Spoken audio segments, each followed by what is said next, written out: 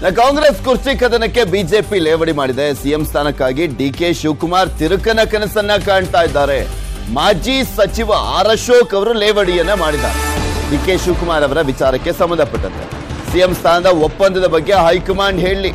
ಡಿಕೆಶಿ ಇಲ್ಲದ ಪಾಡೆಲ್ಲ ಪಟ್ಟರು ಕೂಡ ಸಿಎಂ ಆಗಲಿಲ್ಲ. ಮಾಜಿ ಸಚಿವ ಆರ್ ಅಶೋಕ್ ಅವರು ಲೇವಡಿಯನ್ನ ಮಾಡಿದ್ದಾರೆ. ಇವ್ರ ಪಕ್ಷದಲ್ಲೂ ಹಿಂಗೆ ಇತ್ತು. ಈ ಹಿಂದೆ ಯಡಿಯೂರಪ್ಪನವ್ರು ಚೇಂಜ್ ಆಗ್ತಾರೆ, ಯತ್ನಾಳ್ ಅವರು ಬಂದು ಮಾತನಾಡ್ತಾ ಇದ್ರು, ಇವ್ರು ಚೇಂಜ್ ಆಗ್ತಾರೆ. ಈ ರೀತಿಯ ಅಂದ್ರೆ ಡೇಟ್ ಅನ್ನು ಕೂಡ ಫಿಕ್ಸ್ ಮಾಡ್ತಾ ಇದ್ರು. ಸಿಪಿ ಯೋಗೇಶ್ವರ್ ಹೈಕಮಾಂಡ್ ನಾಯಕರನ್ನ ಭೇಟಿ ಆಗ್ತಾ ಇದ್ರು, ಅರವಿಂದ್ ಬೆಲ್ಲದೆಲ್ಲ ಭೇಟಿ ಆಗ್ತಾ ಇದ್ರು. ಆ ಟೈಮ್ನಲ್ಲಿ ಮಾತ್ರ ಪಾಪ ಅಶೋಕ್ ಅವರು ಸೈಲೆಂಟ್ ಆಗಿದ್ರು. ಈಗ ಕಾಂಗ್ರೆಸ್ ಪಾರ್ಟಿ ಅಲ್ವಾ, ನಾವು ಒಂದು ಗಾಳಿಲಿ ಗುಂಡೋಡಿಯೋಣ, ಅವ್ರು ಹೆಂಗಿದ್ರು ಮಾತನಾಡ್ತಾ ಇದಾರೆ ಅಂತ ಅಶೋಕ್ ಅವರು ಮಾತನಾಡಿದ್ದಾರೆ. ಕುಮಾರ್ ಅವರು ಇಲ್ಲದ ಪಾಡುಗಳನ್ನ ಬಿಟ್ರು. ಹೈಕಮಾಂಡ್ ಹತ್ರ ಏನೇನೋ ಡಿಮ್ಯಾಂಡ್ಗಳು ಎಲ್ಲ ಮಾಡಿದ್ರು, ಆದ್ರೆ ಸಫಲ ಆಗ್ಲಿಲ್ಲ.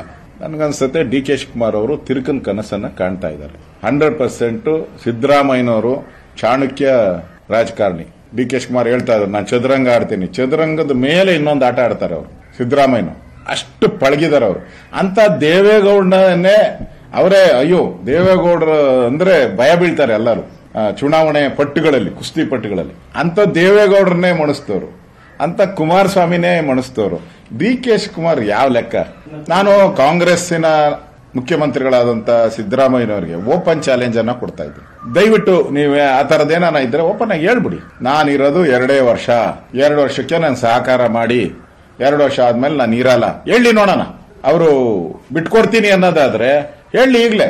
ಆ ಧೈರ್ಯ ತೋರ್ಲಿ ಕಾಂಗ್ರೆಸ್ ಅವರು. ಏನೈತೆ ಇದರಲ್ಲಿ ಮುಚ್ಚುಮರೆ? ಡಿ ಕೆ ಶಿವಕುಮಾರ್ ಅವರು ನೋಡ್ತಾ ಇದ್ರಿ, ಆರ್ ಅಶೋಕ್ ಅವರು ಮೋಸ್ಟ್ ಪ್ರಾಬಬ್ಲಿ ಸಿದ್ದರಾಮಯ್ಯನವ್ರನ್ನ ಈ ರೀತಿಯಾಗಿ ಹೊಗಳಿದಿದೆ ಫಸ್ಟ್ ಟೈಮು ಅಂತ ಕಾಣಿಸುತ್ತೆ. ಇನ್ನ ಈ ಕುರ್ಚಿ ಫೈಟ್ ವಿಚಾರಕ್ಕೆ ಸಂಬಂಧಪಟ್ಟಂತೆ ಇನ್ನಷ್ಟು ಮಾಹಿತಿಯನ್ನ ಕೊಡ್ತಾ ಹೋಗ್ತಾರೆ ನಮ್ಮ ಪ್ರತಿನಿಧಿ ಕೃಷ್ಣ ನಮ್ಮ ಜೊತೆ ನೇರ ಸಂಪರ್ಕದಲ್ಲಿ ಜಾಯ್ನ್ ಆಗ್ತಾ ಇದ್ದಾರೆ. Good morning Krishna. ಈ ಹಿಂದೆ ಯಡಿಯೂರಪ್ಪನವ್ರು ಸಿಎಂ ಆಗಿದ್ದಂತ ಸಂದರ್ಭದಲ್ಲಿ ಯತ್ನಾಳ್ ಅವರು ಬಾಂಬ್ ಆಗ್ತಾ ಇದ್ರು, ಬದಲಾವಣೆ ಆಗ್ತಾರೆ ನೋಡಿ ಸಿಎಂ ಅಂತ. ಅದರ ಜೊತೆಗೆ ಅರವಿಂದ್ ಬೆಲ್ಲದ್ ಹೋಗ್ತಾ ಇದ್ರು, ಹೈಕಮಾಂಡ್ ನಾಯಕರನ್ನ ಭೇಟಿ ಆಗ್ತಾ ಇದ್ರು, ಸಿಪಿ ಯೋಗೇಶ್ವರ್ ಎಲ್ಲ ಹೋಗ್ತಾ ಇದ್ರು. ಸಾಕಷ್ಟು ಬೆಳವಣಿಗೆಗಳು ನಿರಂತರವಾಗಿ ಯಡಿಯೂರಪ್ಪನವರು ಮುಖ್ಯಮಂತ್ರಿ ಆಗಿರುವವರೆಗೂ ಆಗ್ತಾ ಇತ್ತು. ಈಗ ಅದೇ ರೀತಿಯಾದಂತ ಪರಿಸ್ಥಿತಿ ಕಾಂಗ್ರೆಸ್ಗೆ ಬಂದು ಎದುರಾಗ್ಬಿಟ್ಟಿದ್ಯಾ ಅಂತ? ಇಲ್ಲ ಚೇಂಜ್ ಆಗ್ತಾರೆ, ಸಿದ್ದರಾಮಯ್ಯನವರು ನೆಕ್ಸ್ಟ್ ಡಿ ಕೆ ಶಿವಕುಮಾರ್ ಆಗ್ತಾರೆ ಅಂತ? ಖಂಡಿತವಾಗ್ಲೂ ಪೃಥ್ವಿರಾಜ್, ಈಗಾಗಲೇ ಬಿಜೆಪಿಗೆ ಇಲ್ಲಿ ಮುಖ್ಯವಾಗಿ ಕಾಂಗ್ರೆಸ್ ಅಲ್ಲಿ ಕದನ ಉಂಟಾಗಿರುವಂತದ್ದು ಸಿಎಂ ಡಿ ಕೆ ಶಿವಕುಮಾರ್ ಮತ್ತೆ ಮುಖ್ಯಮಂತ್ರಿ ಸಿದ್ದರಾಮಯ್ಯ ಅವರ ನಡುವೆ. ಈಗಾಗಲೇ ಅಧಿಕಾರ ಹಂಚಿಕೆ ವಿಚಾರವಾಗಿ ಸಾಕಷ್ಟು ಚರ್ಚೆ ಆಗ್ತಾ ಇತ್ತು ಮೊದಲ ಬಾರಿಗೆ. ಆದ್ರೀಗ ಹೈಕಮಾಂಡ್ ಅದನ್ನ ಫುಲ್ ಸ್ಟಾಪ್ ಹಾಕುವಂತ ಒಂದು ಕೆಲಸವನ್ನ ಮಾಡ್ತು. ಆದ್ರೀಗ ಸಿದ್ದರಾಮಯ್ಯ ಬಣದ ಸಚಿವರು ಮಾತ್ರ ಸುಮ್ಮನಿರ್ತಾ ಇಲ್ಲ. ಸಿದ್ದರಾಮಯ್ಯವರು 5 ವರ್ಷ ಮುಂದುವರಿತಿರೋದ್ರ ಬಗ್ಗೆ ದೊಡ್ಡ ಮಟ್ಟದಲ್ಲಿ ಹೇಳಿಕೆಯನ್ನ ಕೊಡ್ತಾ ಇದ್ದಾರೆ. ಈ ಒಂದು ಹೇಳಿಕೆ ಈಗ ಕಾಂಗ್ರೆಸ್ ವಲಯದಲ್ಲಿ ಒಂದು ರೀತಿ ಬಿರುಗಾಳಿಯನ್ನ ಎಬ್ಬಿಸಿದೆ.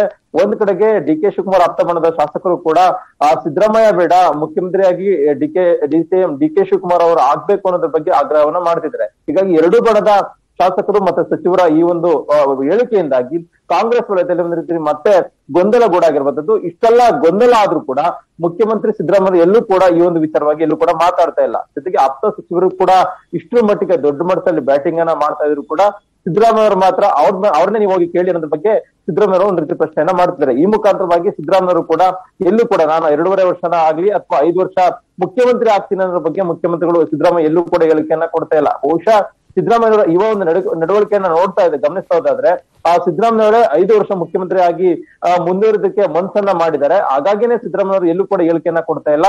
ಹಾಗಾಗಿನೇ ಸಿದ್ದರಾಮಯ್ಯ ಈ ಒಂದು ಮೌನ ನಡೆಯನ್ನ ತಾಳಿದ್ದಾರೆ ಅನ್ನೋದ್ರ ಬಗ್ಗೆ ಕೂಡ ಕಾಂಗ್ರೆಸ್ ವಲಯದಲ್ಲಿ ಕೇಳಿ ಬರ್ತಾ ಇದ್ದಾರೆ. ಹೀಗಾಗಿ ಕಾಂಗ್ರೆಸ್ನ ಈ ಒಂದು ಅಗ್ಗ ಜಗ್ಗಾಟವನ್ನೇ ಬಿಜೆಪಿ ಒಂದು ರೀತಿ ರಾಜಕೀಯವಾಗಿ ಲಾಭವನ್ನ ಪಡೆದುಕೊಳ್ತಾ ಇದೆ. ಒಂದ್ ಕಡೆಗೆ ಮಾಜಿ ಸಚಿವರಾಗಿರ್ತಕ್ಕಂಥ ಆರ್ ಅಶೋಕ್ ಅವರು ಕೂಡ ಈ ಒಂದು ಮುಖ್ಯಮಂತ್ರಿ ಕದನವನ್ನ ಒಂದ್ ರೀತಿ ಪ್ರಾರಂಭದಲ್ಲೇನೆ ಒಂದು ದೊಡ್ಡ ಮಟ್ಟದಲ್ಲಿ ಕಿಚ್ಚಾಗಿ ಪರಿಣಮಿಸಿರುವಂತದ್ದು. ಒಂದ್ ಕಡೆಗೆ ಡಿ ಕೆ ಶಿವಕುಮಾರ್ ಅವರು ಮುಖ್ಯಮಂತ್ರಿಯನ್ನ ಕನಸನ್ನ ಒಂದ್ ರೀತಿ ತಿರುಕನ ಕನಸಾಗಿ ಕಾಣ್ತಾ ಇದ್ದಾರೆ. ಯಾವುದೇ ಕಾರಣಕ್ಕೂ ಕೂಡ ಅವರ ಕನಸು ಈಡೇರಲ್ಲ ಅನ್ನುವಂಥದ್ದು. ಮತ್ತೆ ಮತ್ತೊಂದ್ ಕಡೆ ಕೆಪಿಸಿಸಿ ಅಧ್ಯಕ್ಷ ಡಿ ಕೆ ಶಿವಕುಮಾರ್ ಅವರ ಸಹೋದರರಾಗಿರ್ತಕ್ಕಂಥ ಸಂಸದ ಡಿ ಕೆ ಸುರೇಶ್ ಅವರು ಕೂಡ ಬಹಳ ದೊಡ್ಡ ಮಟ್ಟದಲ್ಲಿ ಅಸಮಾಧಾನಗೊಂಡಿದ್ದಾರೆ. ಅವರ ಅಸಮಾಧಾನಕ್ಕೆ ಪ್ರಮುಖವಾಗಿ ಈಗಾಗಲೇ ಸಿದ್ದರಾಮಯ್ಯ ಅವರ ನಡವಳಿಕೆ ಅನ್ನೋದು ಕಾರಣ ಅನ್ನೋದ್ರ ಬಗ್ಗೆ ಕೂಡ ಕಾಂಗ್ರೆಸ್ ವಲಯದಲ್ಲಿ ಕೇಳಿ ಬರ್ತಾ ಇದಾವೆ. ಯಾಕಂದ್ರೆ ಈಗಾಗಲೇ ಸಂಸದರಾಗಿ ಕಾರ್ಯನಿರ್ವಹಣೆ ಮಾಡ್ತಾ ಇದ್ದಾರೆ. ಒಂದ್ ಕಡೆ ಅವರದೇ ಸರ್ಕಾರ ಇದೆ, ಸರ್ಕಾರ ಇದ್ರೂ ಕೂಡ ಡಿ ಕೆ ಸುರೇಶ್ ಅವರು ಇಷ್ಟು ಮಟ್ಟಿಗೆ ದೊಡ್ಡ ಮಟ್ಟದಲ್ಲಿ ಅಸಮಾಧಾನಗೊಂಡಿದ್ದಾರೆ. ಅವಕಾಶ ಮಾಡ್ಕೊಡ್ತೀನಿ, ತಾನು ರಿಟೈರ್ಡ್ ಆಗ್ತೀನಿ ಅನ್ನೋದು. ಆ ಮುಖಾಂತರವಾಗಿ ಸಿದ್ದರಾಮಯ್ಯ ಅವರಿಗೆ ಪರೋಕ್ಷವಾದ ಸಂದೇಶವನ್ನು ಕೊಡ್ತಿದ್ದಾರೆ. ಅಂದ್ರೆ ತಮ್ಮ ಅಣ್ಣನಿಗೆ ಅವಕಾಶವನ್ನ ಮಾಡ್ಕೊಡ್ಲಿ, ಸಿದ್ದರಾಮಯ್ಯ ಅವರಿಗೆ ಬೆಂಬಲವಾಗಿ ನಿಂತ್ಕೊಳ್ಳಿ ಅನ್ನೋ ಒಂದು ಪರೋಕ್ಷವಾದ ಸಂದೇಶವನ್ನ ಕೊಡ್ತಾ ಇದ್ದಾರೆ. ಹೀಗಾಗಿ ಕಾಂಗ್ರೆಸ್ ವಲಯದಲ್ಲಿ ಒಂದು ರೀತಿ ದೊಡ್ಡ ಮಟ್ಟದಲ್ಲ ಬಿರುಗಾಳಿ ಎದ್ದಿರುವಂತದ್ದು. ನಾಳೆ ಎಲ್ಲರೂ ಕೂಡ ದೆಹಲಿಗೆ ಪ್ರಯಾಣವನ್ನ ಬೆಳೆಸ್ತಾ ಇದ್ದಾರೆ. ಅಲ್ಲಿ ಹೈಕಮಾಂಡ್ ನಾಯಕರನ್ನ ಭೇಟಿ ಮಾಡೋದ್ರ ಮುಖಾಂತರವಾಗಿ ಡಿ ಕೆ ಶಿವಕುಮಾರ್ ಅವರು ಏನು ಸಿದ್ದರಾಮಯ್ಯ ಆಪ್ತ ಬಣದ ಶಾಸಕರ ಸಚಿವರು ಮಾತಾಡ್ತಿದ್ದಾರೆ. ಅವ್ರಿಗೆ ಬಾಯಿ ಮುಚ್ಚಿಸುವಂತ ಕೆಲಸಕ್ಕೂ ಕೂಡ ಡಿ ಕೆ ಶಿವಕುಮಾರ್ ನೋಡೋಣ ಏನಾಗುತ್ತೆ ಅಂತ